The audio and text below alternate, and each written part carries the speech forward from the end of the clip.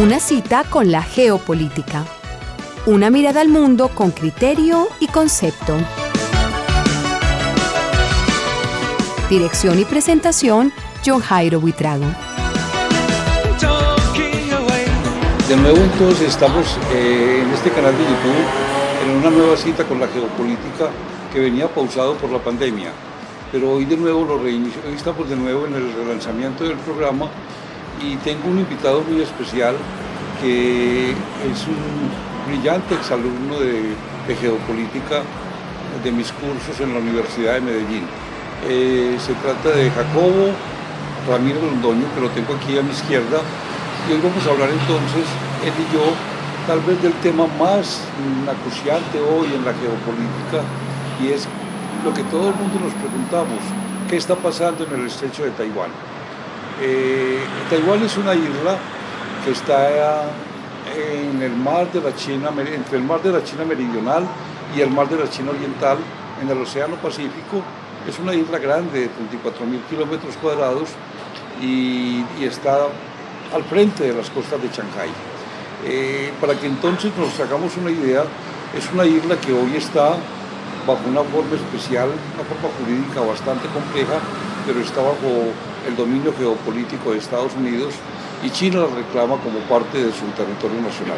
Entonces, este es como el abrebocas a nuestra cita de hoy en este canal de YouTube, y vamos a empezar entonces a hablar con Jacobo, que él tiene una buena fundamentación para hablarnos del canal y hablarnos de lo que está pasando en estas aguas del Océano Pacífico.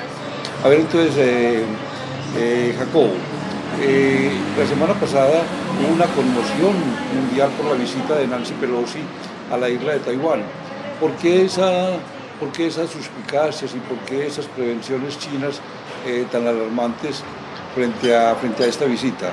¿Qué podemos decir al respecto, Jacobo? Muy buenas tardes, primero que todo. Es un honor estar aquí de invitado con el profesor John en el programa.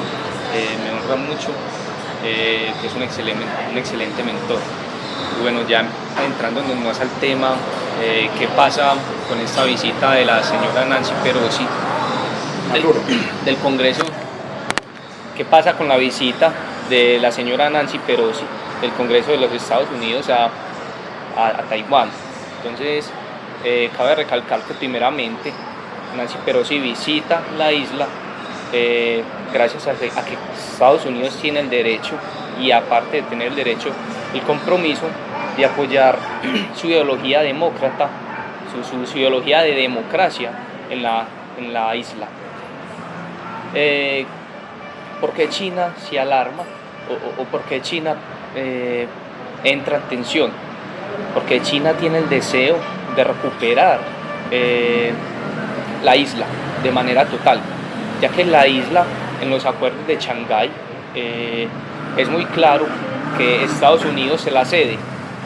¿Por qué se la cede? Porque China, en estos acuerdos de Shanghái, en 1972, le hace un pedido acerca de una sola China. Entonces China lleva muchos años reclamando la isla para tener dominio total sobre este, a lo que Estados Unidos aún no ha accedido. ¿Por qué no accede? Estados Unidos no accede ya que tiene una estrategia geopolítica de mucho peso, porque lo que hace Estados Unidos con Taiwán es usarla como herramienta, la usa como herramienta como para prevenir un poco los movimientos autónomos de China, ya que China se ha convertido en una potencia mundial y ya no es un país del tercer mundo como lo era en la década de los 70. Entonces, lo que hace Estados Unidos en contra de China para neutralizarlo, para intentar de que no se ponga algo indiscutible, para presionarlo con acuerdos comerciales, presionarlo en temas políticos, armamentísticos, lo que hace es presionarlo con la isla de Taiwán, direccionando el camino geopolítico como ellos lo quieren direccionar. Y entonces es esa la manera como intentan contrarrestar el poderío que ha desarrollado China. Entonces es por eso la tensión o las alarmas que China crea. Perfecto. Entonces Jacobo, le podemos entonces contar a los seguidores de este programa que la devolución de Taiwán a China no será cuestión del corto plazo, o si será cuestión de corto plazo. Vamos a hablar un poco o al contrario podemos decir que eso nunca va a suceder, la devolución de Taiwán. Si hablamos en la realidad geopolítica, en la realidad pueden pasar miles de cosas. En la realidad puede que mañana, hoy por la noche, China invada o se forme una guerra, pero recordemos que nos estamos aferrando a conceptos históricos, entonces vamos a dar como una estadística, vamos como a determinar un poco del futuro de esta situación basados en lo que ha sido China históricamente. ¿Qué ha sido China históricamente? China históricamente ha sido un país de dinastías que no han sido invasivas. Entonces, aferrándonos a ese concepto histórico de qué ha sido China y cómo se ha comportado geopolíticamente, tenemos muy claro que China es un país que usa la diplomacia como herramienta principal para alcanzar sus objetivos. Entonces, en ese orden de ideas, no es lógico que China invada, porque si invade, sabe que va a tener un gran conflicto que va a ser armamentístico. ¿Qué pasa? Porque si China llega a invadir, va a entrar Estados Unidos de manera inmediata en el apoyo a Taiwán. Y no solo Estados Unidos, los países orientales que están occidentalizados, obviamente como Japón, que lo tenemos arriba de Taiwán, va a entrar también en el apoyo norteamericano. Entonces China sabe y es consciente de que invadir, aunque tenga mucho poderío, no es un movimiento inteligente y se aferra a sus raíces de paciencia y negociación a largo plazo. Perfecto, entonces podemos contar en este programa, Jacobo, de que la preocupación mundial de un ataque chino a Taiwán no es algo que se va a dar. Podemos contar eso casi que desde la óptica geopolítica y el análisis geopolítico, podemos decir de que una invasión china a Taiwán es casi que improbable. No, sí, pues digo no a lo que es improbable, que no, así no, hay un porcentaje muy alto que nos demuestra, como lo decíamos históricamente y usted lo dijo, que es muy difícil que China invada. Y sí, a esa pregunta usted tiene razón, profe, hay un porcentaje muy pequeño en el cual nos cabe que China va a atacar, porque no sería un movimiento muy inteligente y va muy en controversia a lo que es China. Y sabemos que China es un país de tradición, y como lo dije anteriormente, su tradición es esperar, pensar y negociar a largo plazo. Eso es lo que define a esa raíz, a esa cultura.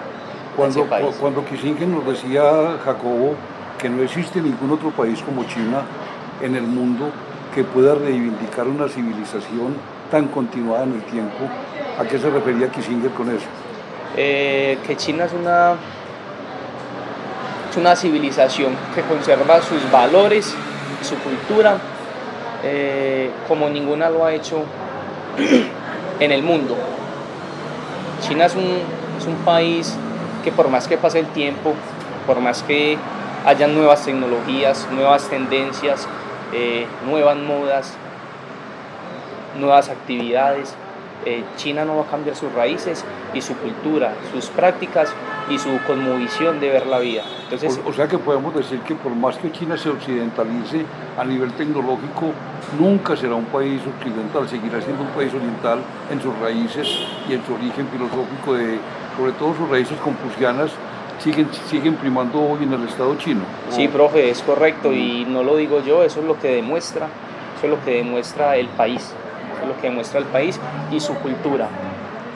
Bueno, hablan de Jacobo, están hablando mucho ahora de que tal vez la gran furia americana frente a China es esa dictadura que maneja el PSC, el Partido Comunista Chino. ¿Tú crees que a China le ha hecho bien ese liderazgo autoritario del PSC o crees que China debe desmontar ese monopolio político del PSC? ¿Tú cómo ves eso, Jacobo?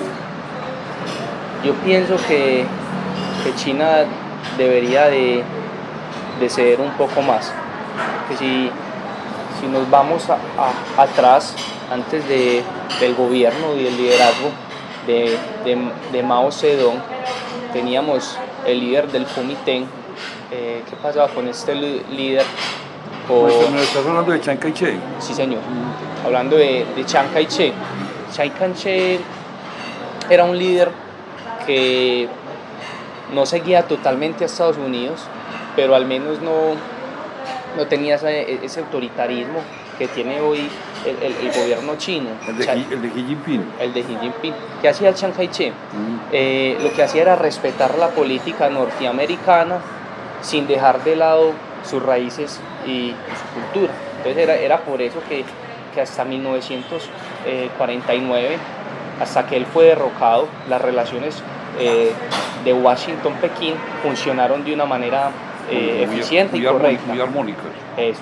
Entonces, ¿qué pasa? Cuando Chiang Kai-shek pasa a Taiwán a refugiarse en 1949, porque su partido, su élite, su grupo, el Kuomintang, se ve derrocado por Mao Zedong, China da un giro totalmente.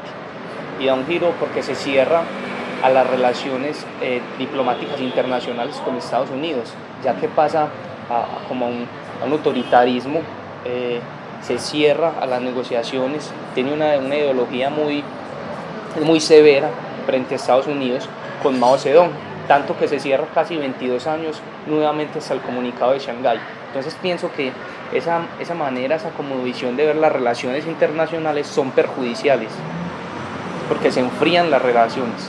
Y poniendo el ejemplo, miren cómo sin tener la misma ideología, la misma cosmovisión, miremos que Estados Unidos occidental y China oriental, Chiang Kai-shek cómo pudo trabajar o entenderse en cierta manera con el señor Harry Truman.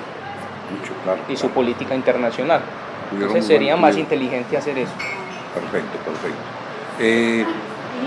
Mira Jacobo, han hablado mucho de que esas relaciones tan frágiles entre Pekín y Taipei, que es la capital de Taiwán, están pendientes de un hecho jurídico. Ese hecho jurídico tambalea mucho y se llama el famoso referendo que quieren hacer los taiwaneses para desprenderse totalmente de la China. ¿Tú conoces algo del referendo y cuál ha sido la posición china frente a ese referendo? ¿Conoces algo? Sí, señor. China está altamente alterado en cuanto al referendo, porque China ya emitió y confirmó de que si se llega a hacer un referendo en el cual la población taiwanés acepte la independencia total de China, China invade de manera inmediata. Entonces es una gran amenaza para los Estados Unidos. Bueno, Jacob, ¿y cómo ha sido la posición americana frente a esa posición china de no al referendo? ¿Cómo ha sido? Ha sido neutra. Estados Unidos no ha logrado, no se ha querido pronunciar acerca de esa afirmación que hizo China en cuanto al referendo. Entonces Estados Unidos ha estado como algo neutro o frío en cuanto a esa declaración que hizo China. Bueno, en 1972 se dio un hecho histórico, hace 50 años, en las relaciones internacionales y en la diplomacia. El hombre más anticomunista del mundo de la época, Richard Nixon, en forma secreta llega a Pekín para llegar a lo que se llamó la reanudación de las relaciones con China. Eso terminó en el comunicado de Shanghái, lo sabemos. Ese comunicado de Shanghái tiene un epicentro que es el concepto de que hay una sola China y que Taiwán es parte integral de la sola China, y eso lo aceptó Nixon. ¿Por qué? Porque una situación que la veía Estados Unidos tan factible hace 50 años, ¿por qué es tan renuente a aceptarla hoy, 50 años después? Bueno, tenemos que mirar que son dos eras geopolíticamente totalmente distintas, porque hace 50 años teníamos a China como una nación del tercer mundo, donde no era competencia para la carrera de Estados Unidos, y en donde Estados Unidos primaba como potencia mundial. Entonces Estados Unidos no le veía problema desde su posición de potencia y desde su papel de director del orden mundial en ese entonces, permitirle a China tomar la isla. Sin embargo, Estados Unidos hace una jugada muy inteligente donde le concede Taiwán a China, pero no le pone una fecha de entrega. Entonces, es por eso que hoy por hoy Estados Unidos todavía dirige geopolíticamente a Taiwán, cuando en el comunicado de Shanghái se le entregó a China. Porque, para responder ya directamente con este antecedente, pues, guiándonos un poco a la pregunta del profesor John Jairo, ¿por qué Estados Unidos no permite eso hoy? Porque hoy por hoy China es una potencia mundial, podemos decir que la segunda, hablando económicamente. Entonces es una amenaza para la instauración de los valores norteamericanos y de la verdad norteamericana que Estados Unidos siempre quiere llevar a todas las naciones. Entonces sería como darle mucho poder al sector oriental del mundo. Entonces ese es el temor de Estados Unidos, perder ese poderío que tenía hace 30 o 40 años. Entonces quiere presionar y de una u otra manera quiere manejar a China con la isla de Taiwán. Y ahora se convierte de mucha relevancia entregarla o no entregarla. Porque la situación geopolítica de China de hoy a hace 30 años cambió totalmente y afecta a Estados Unidos. Podemos decir entonces, Jacobo, que China le va a trabajar todavía más y más a la diplomacia y no a la guerra, o al contrario. ¿Cómo ver vos esta situación entre guerra y diplomacia desde el punto de vista chino frente a Estados Unidos, teniendo como trofeo a Taiwán? Yo pienso que China seguirá con su pensamiento, con su práctica del soft power. Soft power. Correcto. Entonces China seguirá paciente, firme, muy firme, eso sí, pero muy paciente. Yo pienso que no se irá por los caminos de la guerra, sino que se irá al diálogo y más fácil utilizaría otro tipo de barreras diferentes a la armamentística o a la guerra para poder recuperar la isla. ¿Qué tipo de barreras? Podemos hablar de barreras comerciales. No es un secreto que China tiene muchas de sus empresas, muchas de sus instituciones regadas a nivel mundial. Entonces tiene muchos recursos y herramientas para poder confrontar de una u otra manera al país norteamericano, pero seguirá siempre en su línea de soft power. No va a ser, no utilizará el hard power ni ningún recurso armamentístico de guerra. Hasta 1971 el mundo casi no conocía nada de China. Inclusive le decíamos la cortina de bambú a China y a Pekín le decíamos la ciudad prohibida. Realmente era un país totalmente alejado del mundo. Estábamos hablando de la Guerra Fría, su vecino manejaba igual política de aislamiento de Occidente y era llamada la cortina de hierro, la antigua Unión Soviética. Entonces teníamos dos países muy gigantes, en China la cortina de bambú y en la Unión Soviética teníamos la cortina de hierro. Hasta 1971 el escenario internacional se conocía era por Taiwán, el mundo conocía que China era Taiwán hasta 1971. Yo te quiero contar y preguntar mejor, conversar contigo, Jacobo, es por qué en el 71 Estados Unidos tuvo esa decisión tan valerosa y tan audaz de decirle a Taiwán, quítate que ya no tenés más puesto acá, y la sacó del Consejo de Seguridad de la ONU y metió a China en 1971 y empezó el mismo seguido los cortejos de Nixon, empieza a cortejar a Mao para la renovación de las relaciones. ¿Tú crees que así como dio ese paso tan agresivo con Taiwán en el 71, finalmente lo va a dar con Taiwán más temprano que tarde? Vamos a ver el contexto en el cual Estados Unidos en el 71 hace ese movimiento. Y ese contexto o ese escenario tiene un fondo. ¿Cuál es el fondo, profe? Usted habló de él y lo comentó, y es la Unión Soviética. En ese entonces habían ya tres partes: Estados Unidos, China y de fondo la Unión Soviética. Porque Estados Unidos se dispone y da ese paso con China. Estados Unidos, recordemos que se encontraba en la Guerra Fría, y era fundamental para Estados Unidos pues ganarla, era uno de los objetivos. Era uno de los objetivos de Estados Unidos ganar la Guerra Fría. Entonces Estados Unidos ve a China como un actor fundamental y aprovecha el deterioro de las relaciones de Pekín-Moscú para abrir otra vez sus relaciones con China y de esta manera alarmar o intimidar, asustar el gobierno soviético.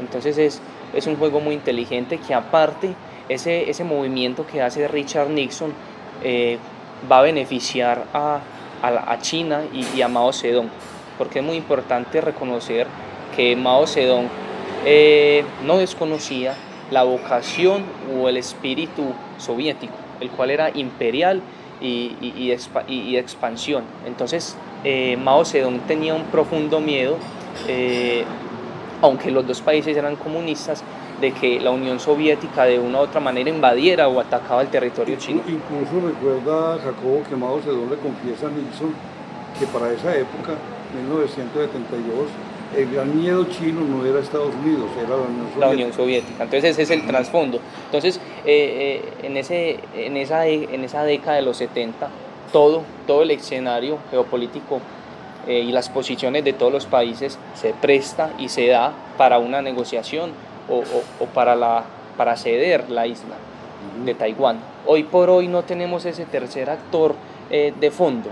Hoy por hoy tenemos Estados Unidos y China, dos potencias, cada una con intereses. Una no va a ceder fácil delante de la otra y tampoco la otra delante de la una. Sí, Rusia no tiene la capacidad ni militar, ni diplomática, ni política, ni geopolítica que tenía en la época de la Guerra Fría.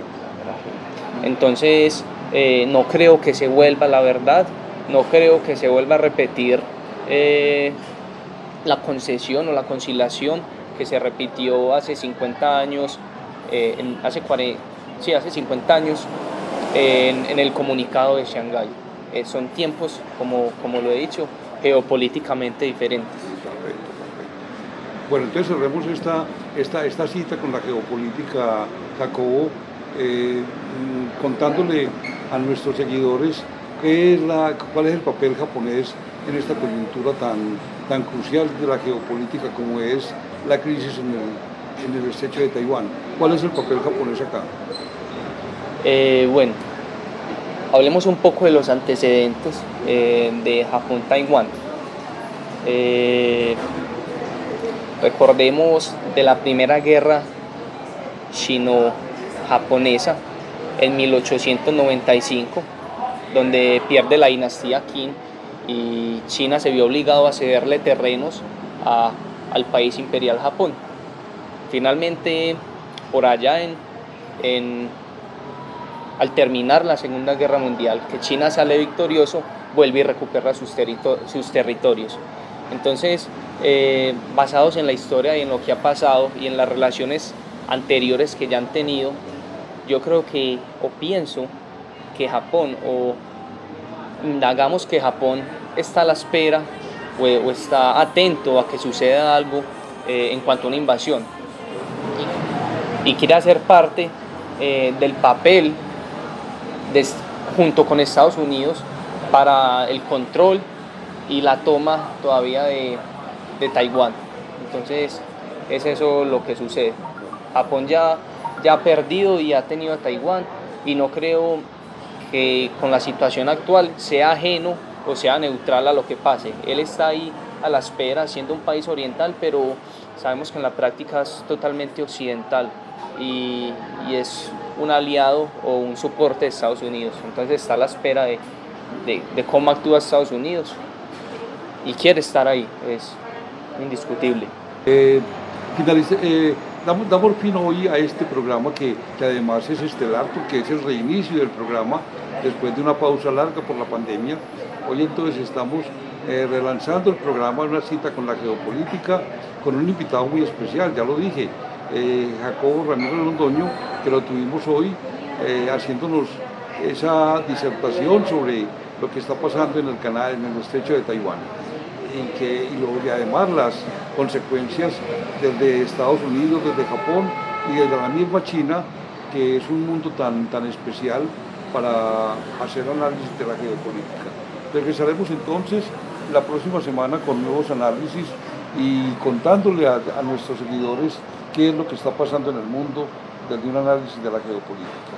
Les habló John Jairo Buitrago Gómez. Hoy tuve entre mi lado de coequipero en este programa a Jacobo Ramírez Londoño y esperamos seguir contando, Jacobo, muchas veces contigo en este programa. Claro que sí, profe, es un honor para mí. Bueno, muchas gracias. Hasta luego. Una cita con la geopolítica. Una mirada al mundo con criterio y concepto. Dirección y presentación, John Jairo Buitrago.